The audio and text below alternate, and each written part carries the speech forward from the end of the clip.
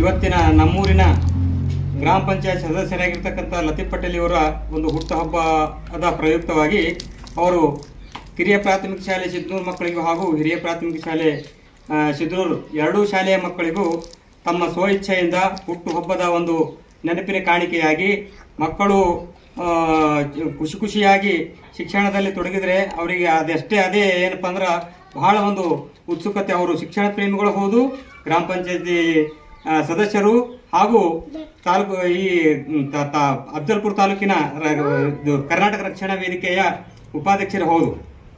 ಇಷ್ಟೆಲ್ಲ ಇದ್ದರೂ ಕೆಲವರು ಎಷ್ಟೆಷ್ಟೋ ಹುದ್ದೆಗಳಲ್ಲಿದ್ದರೂ ಕೂಡ ದಾನ ಮಾಡುವ ಅಥವಾ ಇನ್ನೊಬ್ಬರಿಗೆ ಕೊಡುವಂಥ ಭಾಗ್ಯ ಅವರು ಪಡೆದುಕೊಂಡು ಬಂದಿರುವುದಿಲ್ಲ. ಆದರೂ ಇವರು ಒಂದು ಗ್ರಾಮ ಪಂಚಾಯತ್ ಸದಸ್ಯರಾಗಿ ಮತ್ತು ಈ ಒಂದು ತಾಲೂಕಿನ ರಕ್ಷಣಾ ವೇದಿಕೆ ಉಪಾಧ್ಯಕ್ಷರಾಗಿದ್ದು ಇವರು ಮಕ್ಕಳಿಗೆ ಪ್ರತಿ ವರ್ಷವೂ ಕೂಡ ಇದೇ ರೀತಿಯಾಗಿ ಅವರು ಸಿಹಿಯನ್ನು ಹಂಚುತ್ತಾ ಮತ್ತು ಈ ಮಕ್ಕಳಿಗೆ ಶೈಕ್ಷಣಿಕವಾಗಿ ಉಪಯೋಗಿಸ್ತಕ್ಕಂಥ ಪೆನ್ನು ಮತ್ತು ನೋಟ್ ಪುಸ್ತಕಗಳನ್ನು ಕೊಟ್ಟು ಅವರ ಒಂದು ದೊಡ್ಡ ಸ್ಥಿತಿಯನ್ನು ತೋರಿಸಿಕೊಟ್ಟಿರ್ತಾರೆ.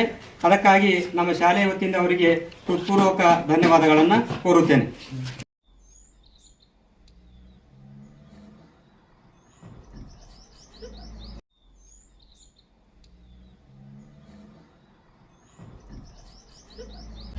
ಇವತ್ತಿನ ನಮ್ಮೂರಿನ ಗ್ರಾಮ ಪಂಚಾಯತ್ ಸದಸ್ಯರಾಗಿರ್ತಕ್ಕಂಥ ಲತೀಫ್ ಪಟೇಲ್ ಇವರ ಒಂದು ಹುಟ್ಟುಹಬ್ಬದ ಪ್ರಯುಕ್ತವಾಗಿ ಅವರು ಕಿರಿಯ ಪ್ರಾಥಮಿಕ ಶಾಲೆ ಸಿದ್ನೂರು ಮಕ್ಕಳಿಗೂ ಹಾಗೂ ಹಿರಿಯ ಪ್ರಾಥಮಿಕ ಶಾಲೆ ಸಿದ್ನೂರು ಎರಡೂ ಶಾಲೆಯ ಮಕ್ಕಳಿಗೂ ತಮ್ಮ ಸ್ವಇಚ್ಛೆಯಿಂದ ಹುಟ್ಟುಹಬ್ಬದ ಒಂದು ನೆನಪಿನ ಕಾಣಿಕೆಯಾಗಿ ಮಕ್ಕಳು ಖುಷಿಯಾಗಿ ಶಿಕ್ಷಣದಲ್ಲಿ ತೊಡಗಿದರೆ ಅವರಿಗೆ ಅದೇ ಏನಪ್ಪ ಅಂದ್ರೆ ಬಹಳ ಒಂದು ಉತ್ಸುಕತೆ. ಅವರು ಶಿಕ್ಷಣ ಪ್ರೇಮಿಗಳು ಹೌದು, ಗ್ರಾಮ ಪಂಚಾಯತಿ ಸದಸ್ಯರು ಹಾಗೂ ತಾಲೂಕು ಈ ಅಫ್ಜಲ್ಪುರ ತಾಲೂಕಿನ ಕರ್ನಾಟಕ ರಕ್ಷಣಾ ವೇದಿಕೆಯ ಉಪಾಧ್ಯಕ್ಷರು ಹೌದು.